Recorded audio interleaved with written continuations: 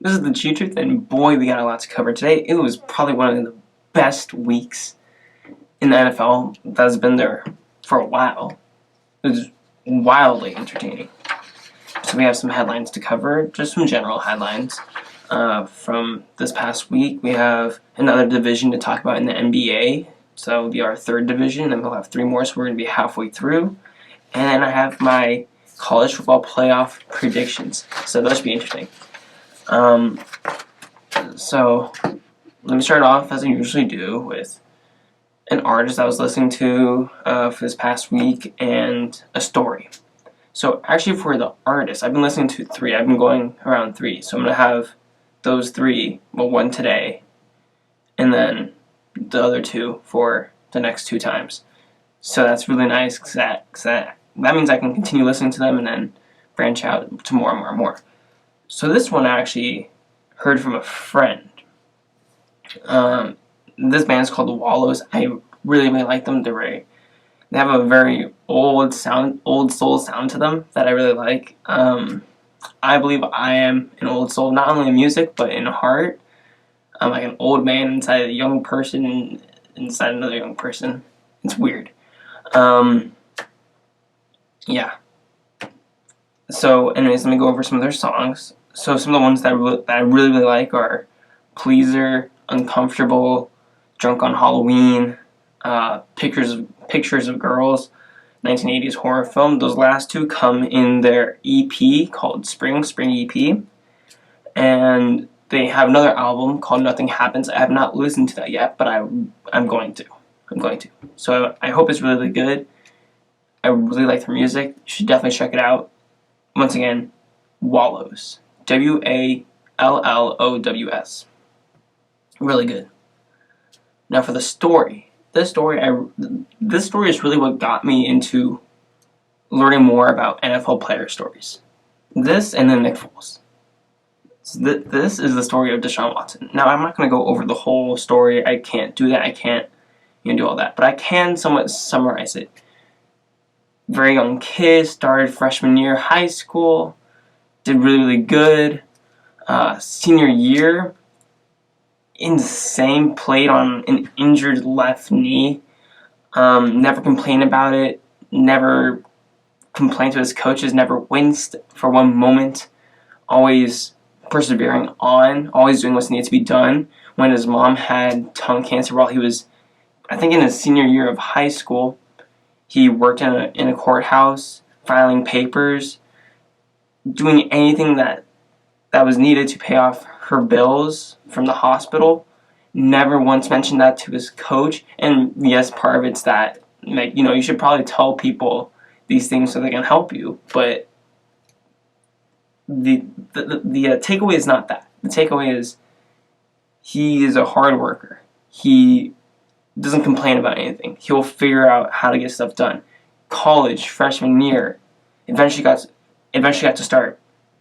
Played against South Carolina Gamecocks with a torn ACL.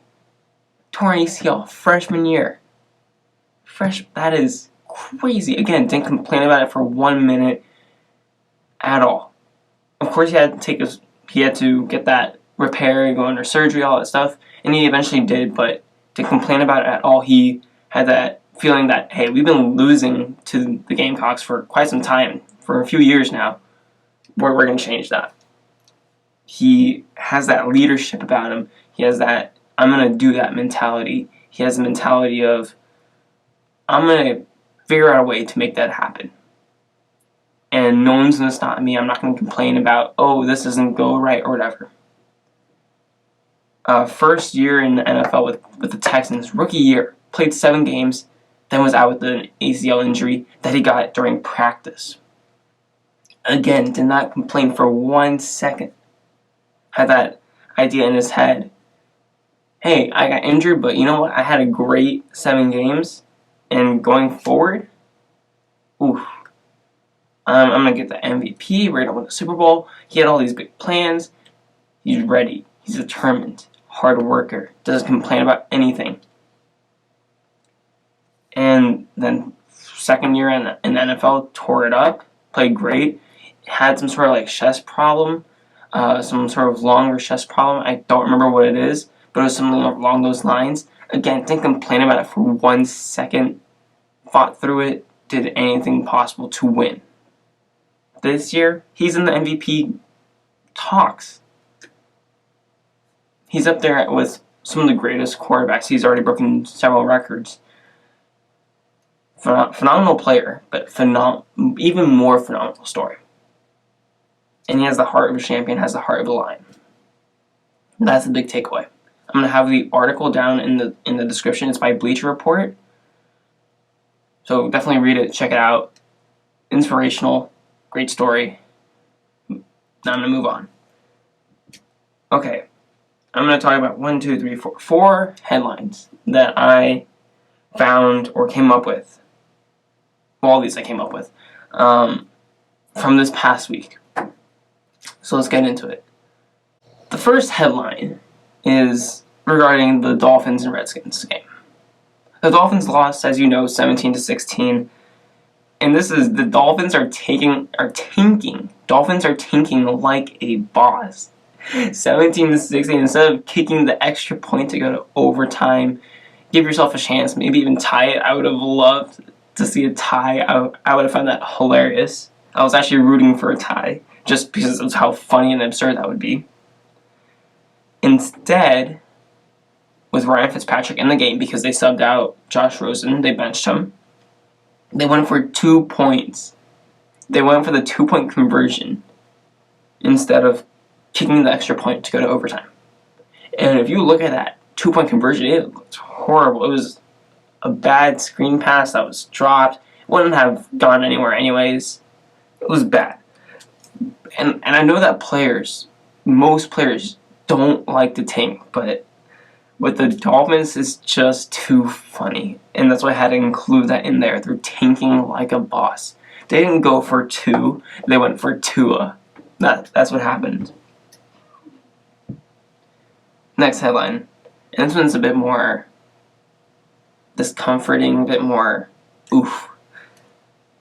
The 2015 draft class of quarterbacks. The 2015 quarterback draft class is on its way out.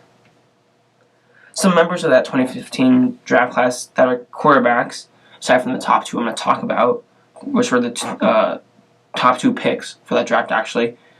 So aside from them, we have Brett Hundley, Bryce Petty, Trevor Siemian, Sean Mannion, Garrett Grayson. Bryce Petty and Garrett Grayson are out of the league entirely. Sean Mannion, Trevor Siemian, Brett Hundley are all backups. With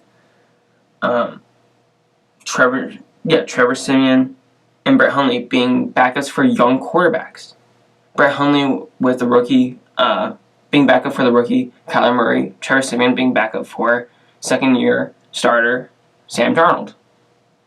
Now the other 2 quarterbacks I want to talk about from this draft are Marcus Mariota, who is the second pick, and Jameis Winston, who is the first pick. These 2 had horrible weekends. Jameis Winston, 3 interceptions against the Panthers that totaled into a team 5 turnovers. And Marcus Mariota could not score against the Denver Broncos. Yes, the Denver Broncos have a good defense led by Von Miller and with the addition of Bradley Chubb. And they have a good secondary. They're good. But putting up an egg against them is unacceptable. It's unacceptable. The narrative around Marcus Mariota is that he's far too inconsistent. He isn't healthy all the time. He's always injured at some point. And with Jameis Winston is that he cannot get his turnovers under control. I said earlier this year, before the season started, that this was essentially a do or die for Jameis Winston and Marcus Mariota. That if it didn't work out this year, it may be time to move on. And I think that it's starting to look like that is the case. The third headline that I have is regarding the Chargers, and this hurts me, but I have to say it. These are the same old Chargers, and they have a great roster. They have Phillip Rivers, Melvin Gordon, Austin Eckler, Derwin James, Joey Bosa. But the problem is that most of them are injured. Yes, Phillip Rivers is not injured. Melvin Gordon is not injured. Austin Eckler is not injured. Joey Bosa is not injured. But the key pieces on the defensive side and some on the offensive side are injured. Not all the time, but frequently. So that contributes to poor play. And right now it's poor offensive play. The defense is alright. It struggles against the run, but it's poor offensive play. And that leads to them losing easy gimme games against the Broncos, against the Steelers. Those are games that you should win. And right now they're doing the classic Chargers way where they lose easy gimme games. They get injured, and they don't take advantage of an opportunity that's right there. They're 2-4. The Chiefs are on a 2-game skid. If the Chargers were to actually win, the opportunities would go right before them.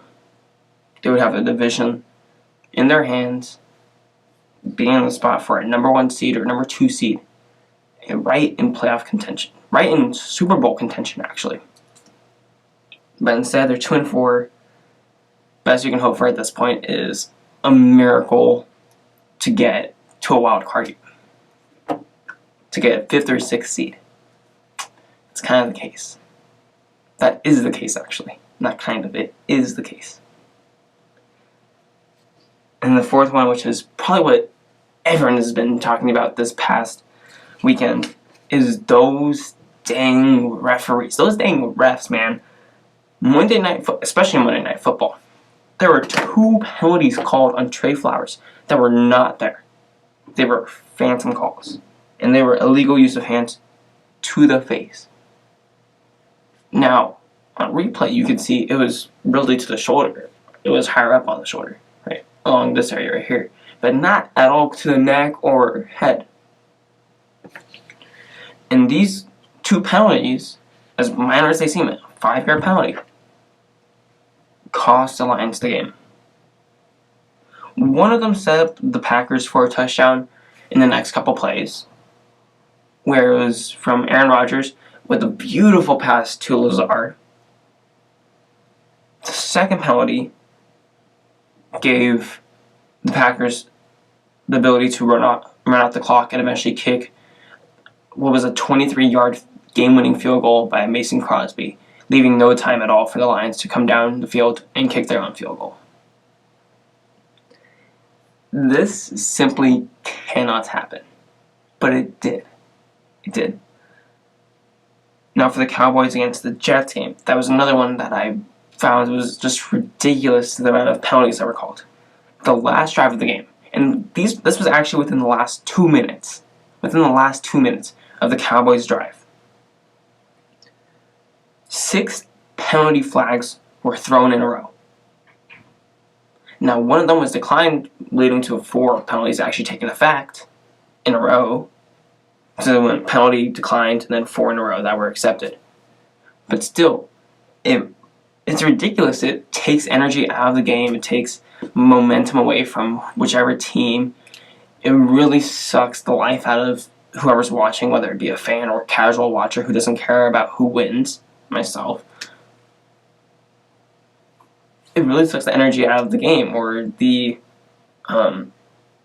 drama out of the game of, oh, can the Cowboys get a touchdown and then a 2-point conversion, send this to overtime? It really made it bland. And even when the Cowboys did score, it was like, let's kind of get this game over with. And so the big takeaway here is that referees, yes, call penalties. But don't call the ones that are like, maybe. I'm not really sure. No, you gotta be sure, 100% sure, and you gotta be able to justify it. Yes, call penalties when it matters the most. But make sure that the penalties are actually there and are valid. Don't end up messing the game don't end up messing the game up by trying to be too careful or being too carefree. Try to find that middle line. Because, of course, you don't want something like the Saints and Rams game happen again where they don't want to ruin the game. In those situations, yes, throw the flag. But in the situations like this, with Trey Flowers, you're not validated to throwing a flag there. For the Cowboys-Jets game, some of those were marginal, or barely even there. You could argue against it. In those cases, yeah, don't throw it. Don't. Because it ruins the game. It ruins the drama. It ruins the momentum of each team. So just future lesson for referees out there. Whew. Okay. Now I get to talk about the Central Division in the Eastern Conference. So for the Central Division in the Eastern Conference, it consists of the Milwaukee Bucks, Indiana Pacers, Detroit Pistons, Chicago Bulls, and Cleveland Cavaliers. Now I'm going to do something a bit different than the previous two times I've been doing this sort of division summary. The previous two times I was talking about their plan, like the plan for each team, and their goal.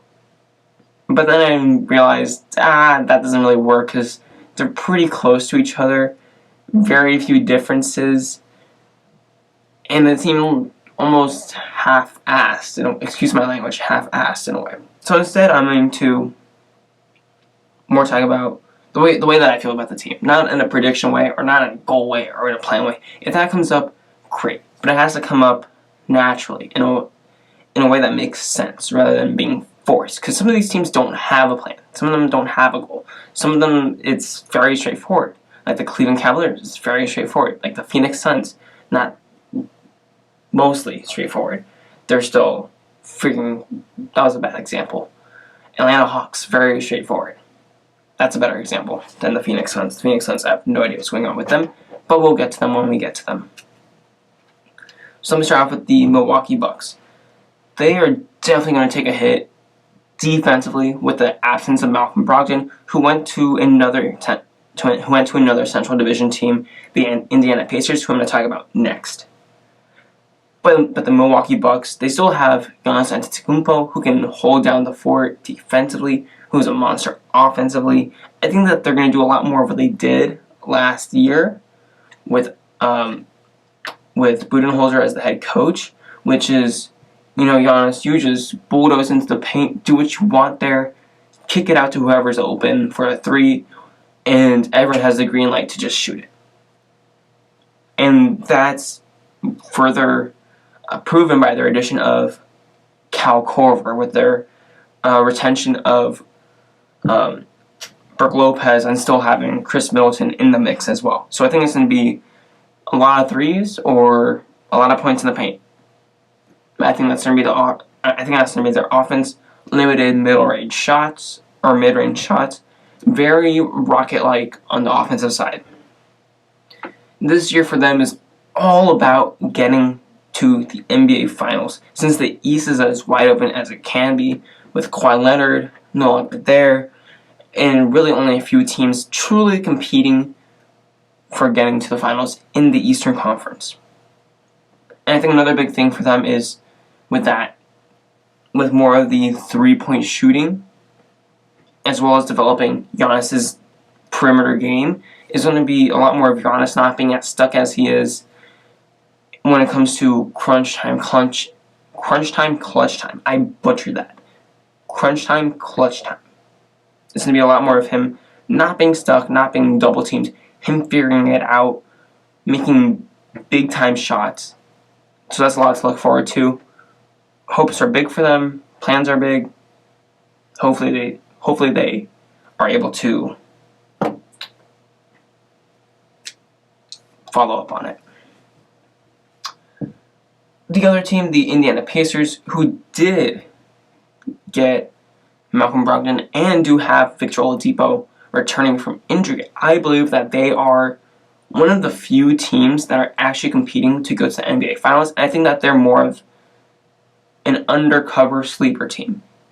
I think that when people think of the Eastern Conference and who are the true contenders there, immediately their mind jumps to Milwaukee Bucks and the 76ers. But the Pacers are sleeper picks. Now, I don't think that they're going to win the whole thing, obviously. But I think that they can make it interesting in the road to the finals, especially in the Eastern Conference. I think that overall, especially as seen last year with Oladipo, and without Oladipo, this Pacers team works really, really well as a team, as a unit, not very individualistic. They're all about the offense working together. You had Sabonis doing great off the bench. You had Miles Turner not putting up huge numbers, but again, doing his job. You had Oladipo doing great. You had Bojan Bogdanovic going off some games. Now, he's not there anymore. So I think the offense around Oladipo is going to struggle a bit. And I think that this season is really about the offense and Oladipo. I think that this season is about the offense figuring out how to play well when Oladipo is not on the floor. And I think that this is also the year for Oladipo to finally get really healthy and start returning to the court to battle with his teammates. Yes, they can make things really interesting in the Eastern Conference on the road to the finals. But I think that this season's more about Oladipo, team chemistry, and the whole offense when Oladipo's not on the court. Next, I have the Detroit Pistons.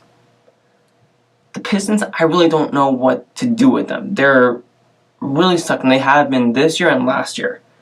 They're not really going anywhere. They're not falling out of playoff contention. They're not really rising up to the finals contenders or huge playoff contenders at that point. They're really stagnant. Blake Griffin's health is always in flux. I really do not know what to do with this Pistons team. And I think that they also need to figure out what to do with that. Just like how I'm trying to figure out what the heck they're going to do. They have to figure out what the heck they're going to do. Because they have Blake Griffin and Andre Drummond. And initially that seemed like a really, really good idea. But now it's like they'll go on a stretch of some really nice games where Blake Griffin is playing great. But then they go on another huge stretch of not playing that great. And they didn't really get anyone else that can really make them better. Yes, they got Derrick Rose, but how much can Derrick Rose really do for that team? I think that they're going to be fun to watch with Derrick Rose, Blake Griffin, Reggie Jackson, Andre Drummond. They have a decent bench with Luke Kennard on it. I think that they're going to be fun to watch, but they're just not there yet where they're actual contenders. They're barely a playoff team.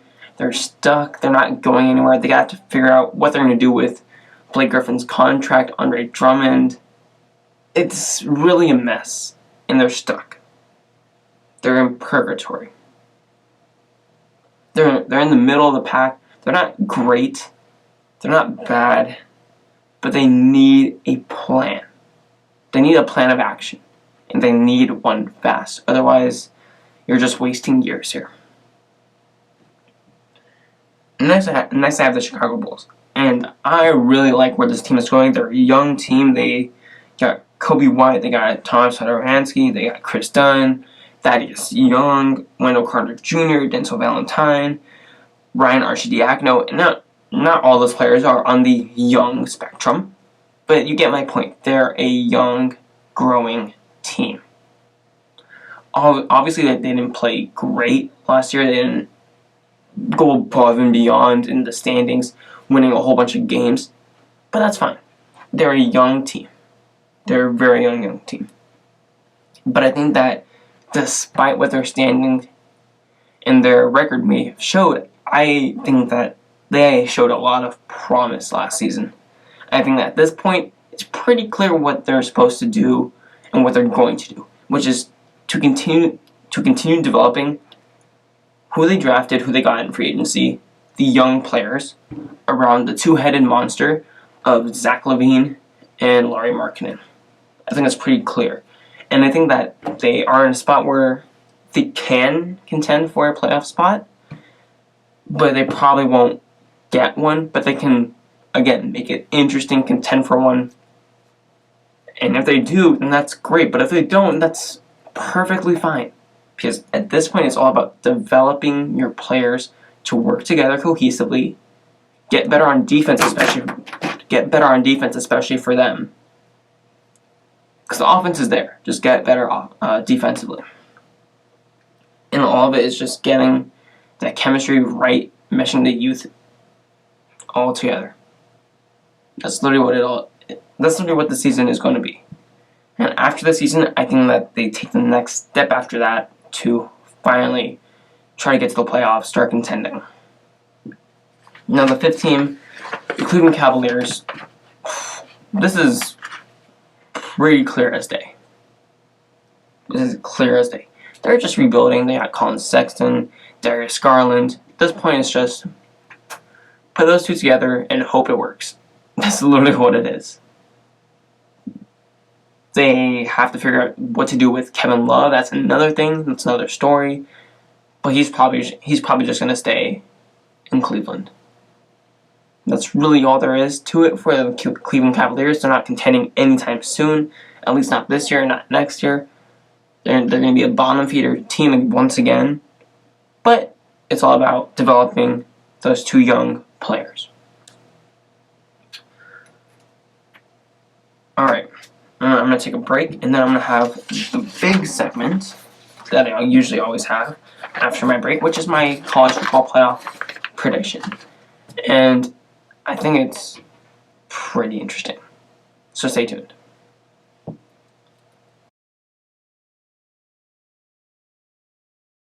Now we can actually talk about the college football playoffs. And yes, we're only halfway through the actual college football season, and it's far too early to actually look ahead and predict the matchups. I'm going to do so anyways.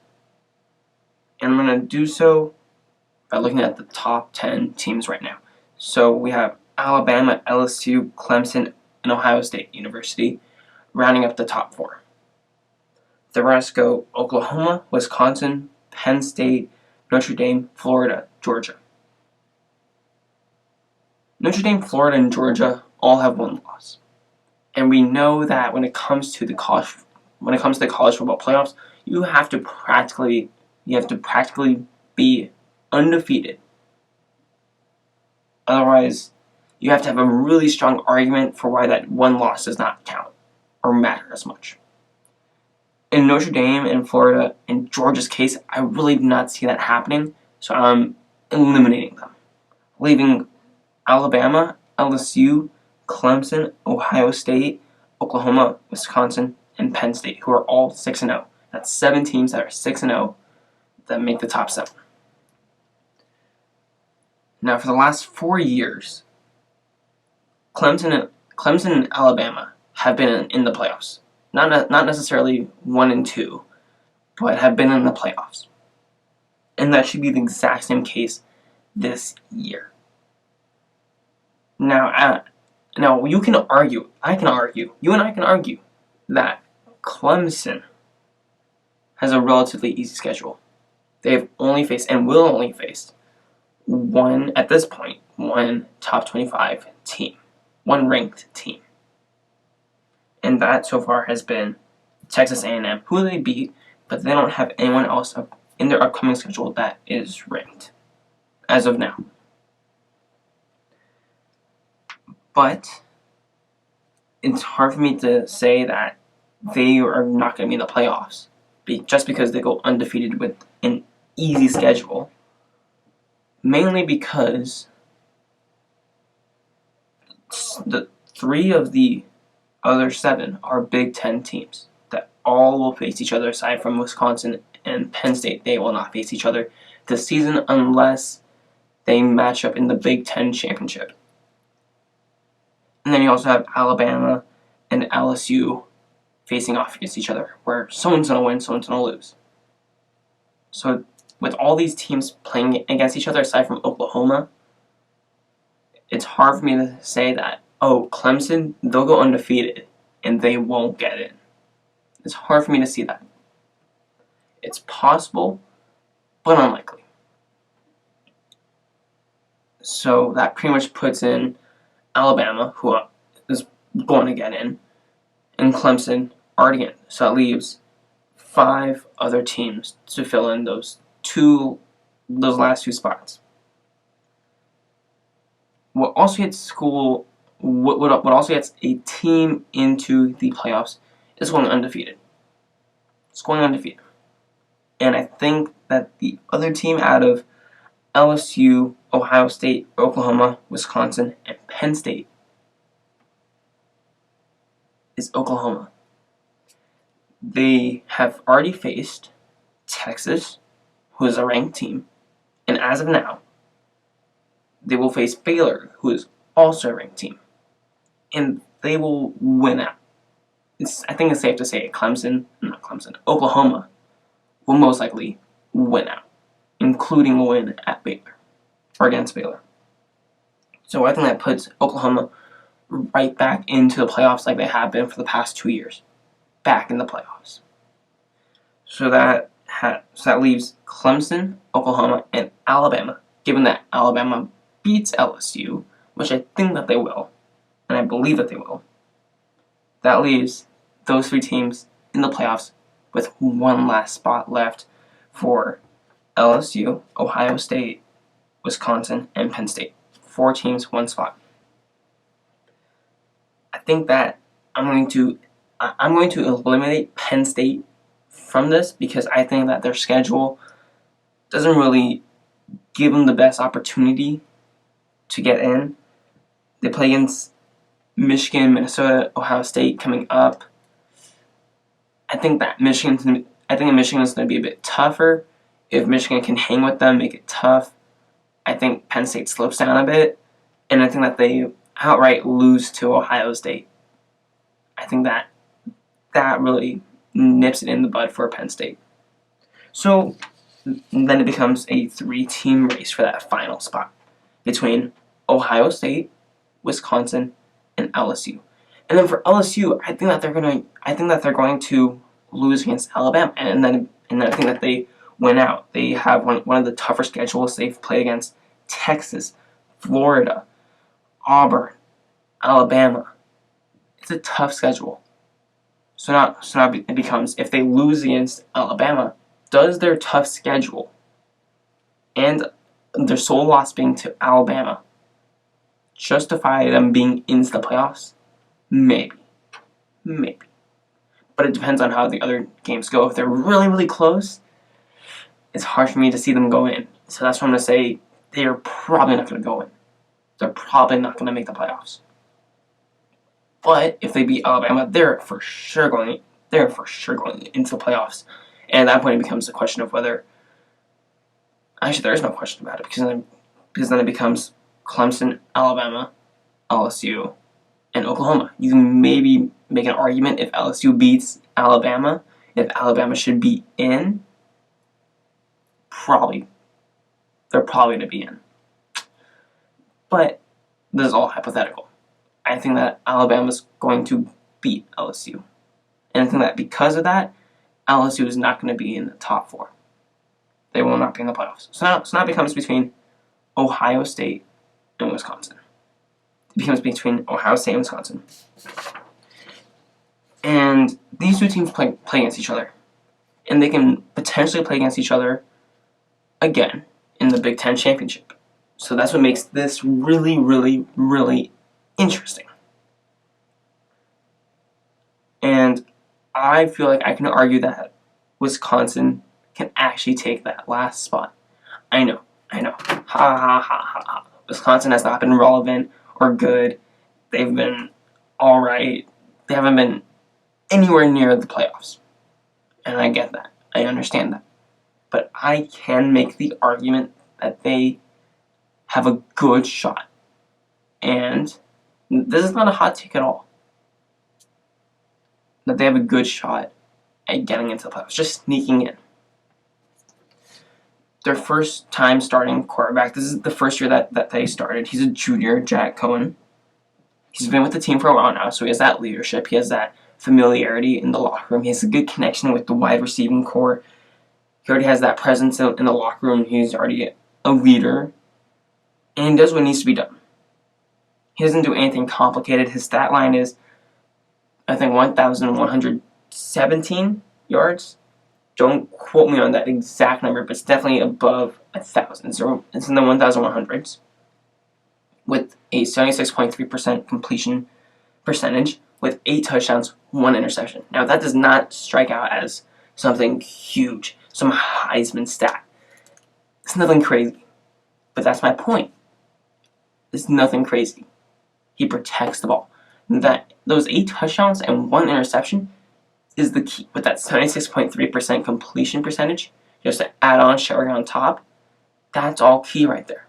That's key because he protects the ball. He protects the ball and just gives it to Jonathan Taylor. And Jonathan Taylor is a beast. He's putting up Heisman numbers. He is insane. He's crazy good. And then the Wisconsin defense as well is crazy good. They're extremely disciplined. They don't get a whole bunch of flags or penalties. They've only allowed 4.83 points per game. And yes, that includes their game against Michigan. It's Michigan. Again, Michigan isn't really the pedestal that I'm putting it on. It isn't on the pedestal that I'm putting it on. It's really more like on less than a stool, really. but you get my point. They have a solid defense. Their defense has scored as many touchdowns as they've given up, which is 4. Their defense has scored 4 touchdowns and has only given up 4 touchdowns. So they pretty much equalized it right there. And of course, Jonathan Taylor is a beast. On the other hand, Ohio State is great. I get that. They have Justin Fields. He's actually putting up Heisman numbers, unlike Jack Cohen. He's obviously great. But they lost a great head coach in Urban Meyer. After Nick Saban brought LSU to glory, and then he left. He brought them to glory. They had an okay season after that, and then he left. Les Miles didn't bring LSU to glory like that. No, it took some time. It took some time. For this example, Urban Meyer, he won 2 championships in Florida. 2 championships. And then he left. Florida didn't just come back to greatness out of the ashes. No, they went through a couple head coaches. And they finally are now, in a tiny bit after Urban Meyer left, but it took some time, finally got into the rankings. Because they were out of it for quite some time. They were at the bottom of it for quite some time. It takes time after a coach leaves for another program or just leaves in general, retires. It takes some time for that team to come to what it once was, to that rank that it once was, to the greatness that it once was. And I think that's going to be the case for Urban Meyer's what once was Urban Meyer's Ohio State University under Ryan Day. It's going to take some time. It's going to take some time. They're not going to be there this year. Next year or the year after that, they'll finally be back there. And so, with that in mind, I think that Wisconsin does actually have a really, really good shot at getting into the playoffs. Especially if they beat Ohio State. It's a big if, but if they do, they have a really, really good shot. So my prediction is Alabama, Clemson, Oklahoma, and then Wisconsin. I'm very confident in Alabama, Clemson, and Oklahoma making it. Wisconsin, I'm not at that level of confidence for Wisconsin, but I don't think it's a hot take. I think it's realistic. I think it can actually happen. I think that Wisconsin can do it. I believe that they can do it. the only other team that I can see getting into that last final fourth spot is LSU. That's really it. So I think it's either going to be Alabama, Clemson, Oklahoma, Wisconsin, or Alabama, Clemson, Oklahoma, or LSU. And LSU. But I'm putting my money on that first one with Wisconsin. I think it's time that Wisconsin gets there. So that's it for my college football playoff predictions. I have Wisconsin sneaking in. Should be very interesting to see how that pans out. I will be doing a follow-up on that once it comes to that time to do a follow-up on it. But that is it for today's episode, today's podcast. I went over the NFL headlines, 4 of them from this past week. I went over the Central Division in the Eastern Conference and my prediction for the college football playoffs, even though it's far too early to do a prediction on it in week, 8? Yeah, far too early. Anyways, that's from TheGTruth. Thank you for listening. And if you haven't noticed, I actually did put up a new logo. I don't know why I pointed right there. It's not going to pop up right there. I put up a new logo, an icon. It isn't quite within the YouTube logo circle, so I'll get that fixed. And once that's fixed, it'll be amazing. I like the design. Very simple, gets to the point. I like it. Anyways, thank you for listening. Be sure to check out the Wallows. They're really good. I really enjoy it. Anyways, stay tuned for next time. Peace out.